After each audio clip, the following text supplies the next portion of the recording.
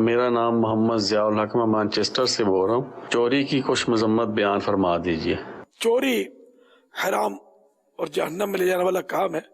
چور ویسے چھپ کر چوری کرتا ہے، اگر یہ چھینتا نہ، یہ چور نہیں کہلاتا، یہ ڈاکو کہلاتا ہے، غاصب، ڈاکو، قزاق۔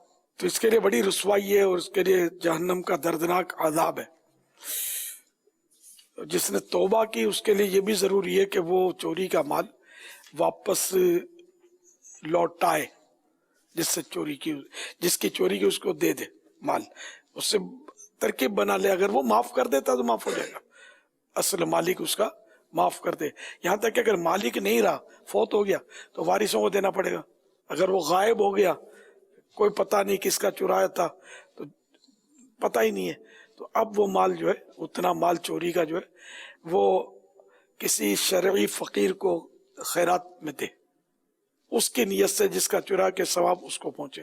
اس کو تو ثواب شریعت پر عمل کرنے کا ملے گا، لیکن یہ اس مال کو اپنے لیے ثواب کی نیت سے نہ دے۔ یہ تو آپ بولیں گے یار بہت مشکل ہے، اب تو کیسے ہوگا، بہت چرایا، کھا پی گئے۔ تو اللہ کی بارگاہ میں سچی توبہ کریں اور ذہن بنائے کہ جب آ گیا تو میں خیرات کر دوں گا، میرے پاس مال، اللہ مددگار ہے، اللہ مسبب الاسباب ہے۔ آپ ذہن تو بنائیں، اگر چوریاں کی ہیں تو کہ آئندہ نہیں کروں گا، ورنہ آئندہ جاری رکھیں گے تو بوجھ بڑھتا رہے گا نا۔ اور یہ کہ توبہ کا وہی ہے کہ آپ یہ نیت کر رہے ہیں کہ جتنا میرے پاس آئے گا میں اس کو ادا کرتا رہوں گا۔